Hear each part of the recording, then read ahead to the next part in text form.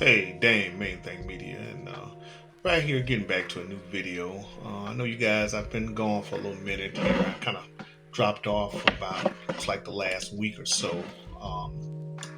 We were doing a lot of moving around here on the in this whole recruiting thing. And I mean, I just didn't feel it was necessary to give you guys these daily updates because it seems, a lot of that information was wrong. Some people changed, some people flipped at the last minute. Some people said they were coming, they didn't come. Then we picked up other players and we were picking up other players every other day. So, I mean, I just didn't want to go in there. So I kind of waited it out. So I like today, I choose this evening to give you guys kind of like a total update of the week and give you some more information because I've heard so much misinformation over the last week, and I mean it gets crazy just listening to these people go on. But I look at their titles of what they call these videos, and it's clearly clickbait, typical clickbait. And you get on there, and then they give you these outlandish takes and.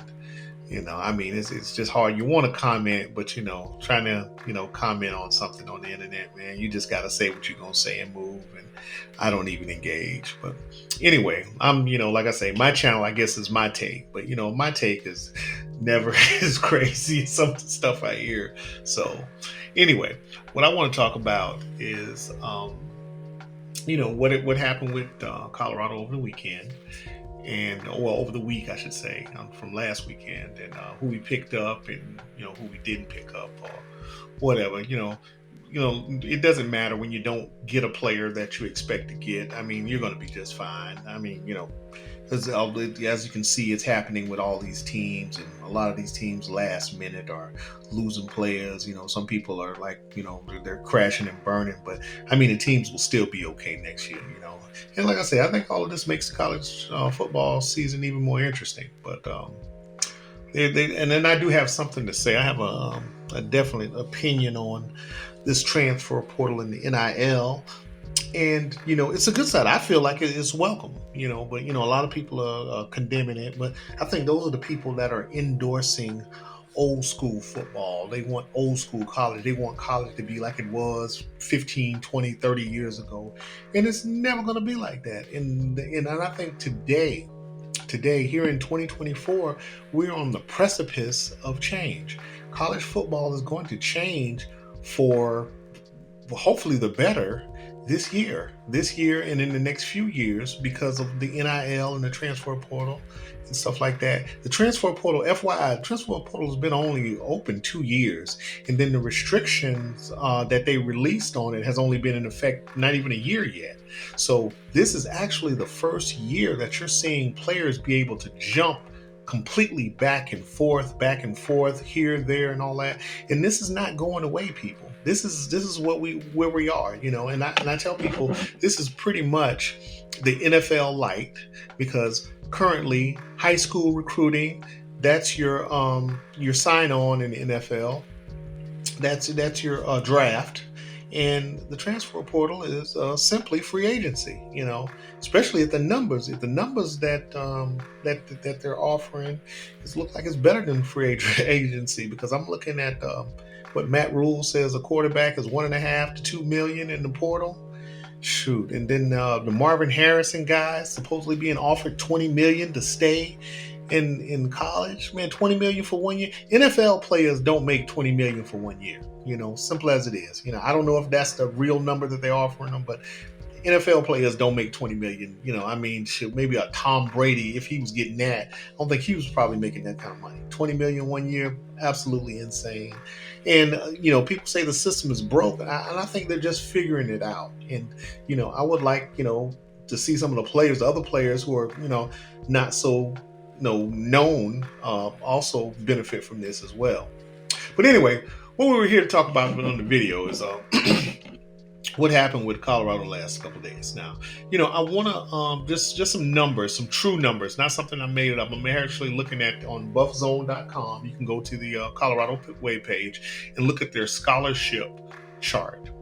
Now, a college season only has 82 spots. Apparently, right now they have 79 of those spots filled. And I heard one of the beefs out was that Colorado is not getting enough true freshmen, because which are high school recruits. And responsibly why I think that Coach Prime is looking more for immediate results, because he asked for starters, in a lot of his videos he was asking for starters. So you're seeing that he drafted a lot of established players who had started at other SEC and Big Ten and Big 12 schools. So he's looking for people who can immediately play, because as we can see, just because you come out a 5-star out of high school, it does not necessarily make you a starter, because you got to realize those guys are actually playing against 15, 16, 17 year olds. And of course, everybody looks like a star when you're playing against children. you know if we, honestly, we can just look at your boy last year, the superstar from last year. He wasn't who he didn't come out like we thought he would come out. Um, your guy, well, gosh, I can't remember him. He was a true freshman last year. Kamani McLean. Yeah, Kamani, he was great. He was great playing in high school, and his last year he was a superstar. But when he got into college, he had to make an adjustment. So he didn't give the effect or the impact that you automatically assume a 5-star player would give you when they're added to your team. Matter of fact, he hardly even played because he just wasn't ready. And I think they spoke about that a lot throughout the season. So like I say, you just kind of watch, and for Coach Prime, they're saying, oh well, he only got 6 high school recruits. Well, if you're bringing in 6, out of those 6 people that he brought in, maybe 2 or 3 may have an immediate effect. Jordan Seaton, I'm going to say he's probably going to have an effect because he looks like a college student. I mean, he has the body frame for that. Cam McKell and Draylon Miller also pretty interesting, but I need to see, and like I say, there are positions, they're wide receivers, and we do have a few other wide receivers, but I don't think, they may not even start. They may get some playing time and just get put into the rotation. Just like last year, we didn't think Xavier Weaver. He came and he was an upperclassman, but he ended up being one of the primary receivers, because we have a deep receiver room, this year as well as last year. But let me just go over some of these numbers with you guys. True freshmen, guys that are straight out of high school. We only have 6.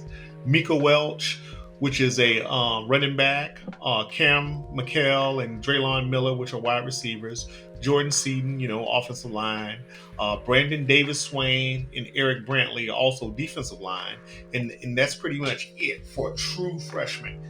So we do have some high school recruiting, and I think, and I want to say that Coach Prime didn't pull anymore because he doesn't have a lot of extra slots, because we do have a lot of returning players from last year. Now, regular freshmen, like Ryan Staub and the other ones, the couple guys who were from last year, but they took red shirts last year, or we call it red shirt freshmen, because they took a red shirt year, and that's why they're still freshmen. And this is actually their second year playing, but they're currently freshmen. There's technicalities, some things that we do in college. But out of those, you have 11 red shirt freshmen. They actually have 12 sophomores, 22 juniors, and 28 seniors. You add that all together, you got 79 players.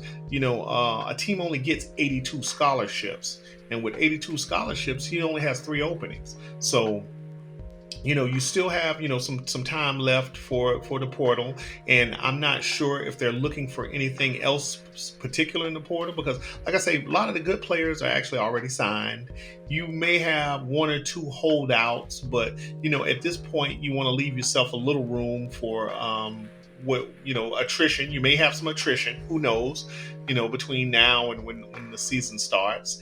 And also, if something big does come up, you want to have some space as well. So you got 3 spots left, and I wouldn't be surprised if they fill these 3 spots in the next by the time the portal closes again, because signing is now, and by the time the signing is over, they do have some time, so that could happen. But for the people saying they didn't get a lot of freshmen, honestly, they just didn't have the space for a lot of freshmen, because now if you're oversigned, now you have to waive somebody. Now you got to go and do this whole cutting people again and stuff like that, So just to say, Coach Prime did actually bring in, they Yeah, Coach Prime, he actually did bring in a couple others, and at this time of the season, we have the bowl games coming up, and with the bowl games coming, there will probably be several players from the bowl games who actually, after the bowl games are over, they will probably make choices and actually decide to go to teams, whether left and right or whatever. So it's always good to have a little cap space left. So, pretty much what we're looking at on these videos right now, we're just kind of seaming it up because, of course, our next big thing is spring ball. Spring ball doesn't start to late January, early February, and we'll start getting all the team in, and hopefully the ones that come in the spring. Some of them probably won't come until the summer because some don't graduate until May. So, we'll kind of get a look at what the team, a little snapshot of what the team looks like when they do the spring game. I think that's in April yeah, that's in April, I believe. Late April or something like that. Actually, I'll be on scene to that game, so I'll definitely have some footage from there. So I'll be out in Colorado that weekend. Right now, just pretty much what we're looking at today, this thing you see on the screen, that's pretty much what the roster looks like. Besides the extras, there is a secondary team who are not scholarship players. We have some other players that are walk-ons and different.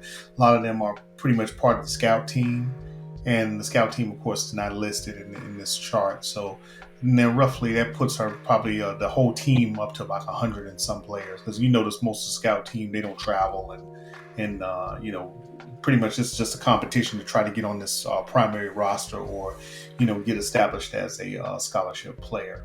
So anyway, that's this video. I just want to touch on that, and I'll probably reach out here in a couple of days because we have some other stuff going on. I'm going to talk a little about some of these other games that's also going on, and we'll get some information on that. So anyway, till next time, man. See you guys. Enjoy the video. Catch you on the next one. Bye. Thanks for tuning in to Main Thing Media. Don't forget to like, share, and subscribe. Also, make sure to hit that notification bell so you never miss another update. Until then, enjoy the game, and I'll catch you in the next video.